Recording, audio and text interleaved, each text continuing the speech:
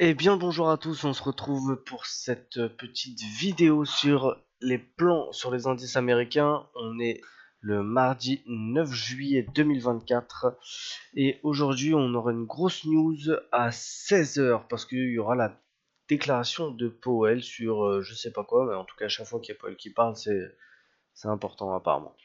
Euh, alors ce sera pas ok pour Wicked Funded de trader à ce moment-là. Et pour FTMO, ce sera ok. Je déconseille vivement de trader 5 minutes avant et 5 minutes après. Alors, sur les indices.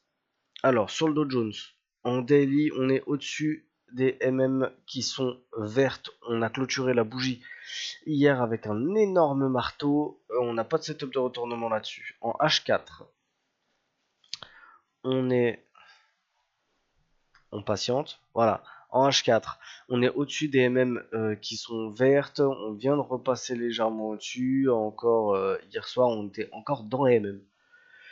On a fait une très très forte cassure réintégration de la zone 39 750, voilà, bam, je te casse, bah, je te réintègre, mais on n'a pas fait de nouveau plus bas.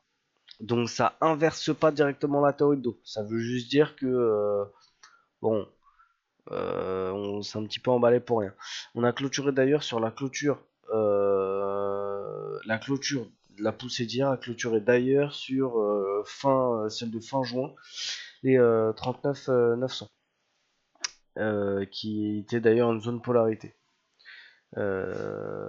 Voilà pour ce qui est de cette unité de temps là. On a fait donc l'échec de franchissement des 40 000. En H1, le flux, on est encore au-dessus, pardon, des moyennes mobiles vertes, mais là qui sont complètement plates. Pour l'instant, on a du mal à faire un nouveau plus haut. On a la zone qui refait son office de résistance, la zone 39 700, 750. Et on est toujours dans cette espèce de mini range. On a réintégré finalement ce mini range entre les 39 700 et les 39 750. Donc pour les plans, attention, il y a beaucoup de zones à payer. Alors, zone actuelle, dangereux, on paye pas. Si ça part sans nous à la hausse, on attendra uniquement 68 ou 100% pour payer et on fera attention à cette petite zone de clôture, les 39 900 et quelques. Ok, ça nous empêchera pas de viser les 68, mais on se démerdera pour que le trade soit au moins BE au niveau de cette zone là. Cette zone est passée sans encombre, et bah on ira chercher des achats beaucoup plus forts au-dessus des 40 000, ça c'est logique. En cas de léger repli, on cherchera un setup de retournement sur la zone des 39 500. Très belle zone de repli pour pouvoir payer une petite bulle, une petite div là-dedans. Pas de setup d'OPR là-dedans parce qu'on sera largement sous les MM. Pour ce qui est d'une correction un petit peu plus forte sur les 39 300, pareil, on cherchera un setup de retournement, une bulle ou une div, parce que on sera sous les MM. Voilà pour ce qui était de la dernière zone AP sur le Dow Jones. Donc pour le Nasdaq, un petit peu plus chiant parce qu'on est encore sur des ATH, il arrête pas de monter, il veut pas corriger. Bon, très très largement au-dessus des MM vertes en daily, une forte tendance. La div elle est toujours d'actualité, elle commence à faire un petit peu de bougie, il y en a 15, mais elle est toujours d'actualité. Il y a un double bruit, c'est pas beau, mais elle est toujours là. Donc on attend une potentielle validation ou pas. En H4, largement au-dessus des MM vertes.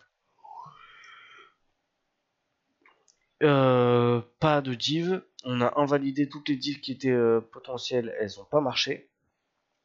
On n'a rien d'autre à dire. Pas de setup de retournement, tout est propre.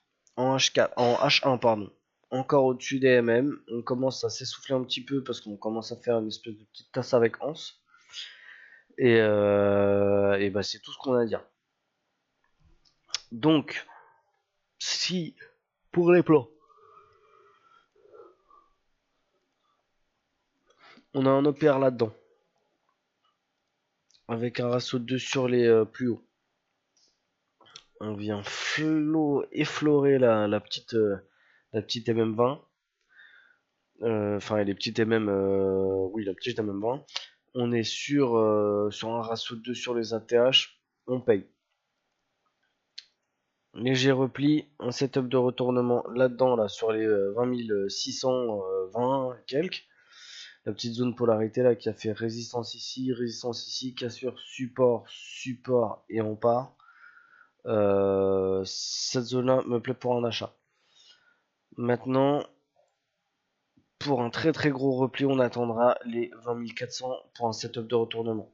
Entre temps, et bah, j'ai pas envie de dire que ça fera au feeling ou ça se fera pas, mais bah, là tout de suite, on va dire que ça me donne un peu envie de mettre le Nasdaq de côté parce que bah on n'a pas vraiment de zone fortement travaillée, on est dans un truc hyper en tendance et on utilise pour l'OPR les moyennes mobiles et on est quand même proche des moyennes mobiles. Donc si ça respire un peu, c'est qu'on a corrigé, donc c'est qu'on est dans les MM et donc dans ces cas-là on peut pas travailler l'OPR et si on est au-dessus des MM, c'est forcément qu'on est sur des ATH vu la configuration actuelle hein, et que bah on paye pas sur les ATH.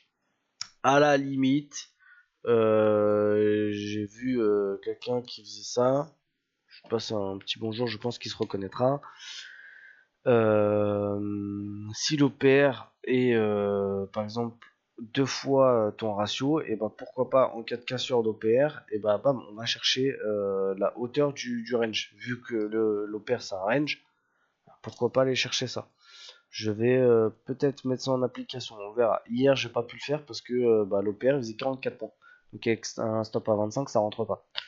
Donc voilà, bah, c'est tout ce qu'on a à dire. Je vous souhaite une très très bonne séance de trading à tous et je vous dis à ce soir pour le débrief si jamais j'ai pris un trade. Salut à tous.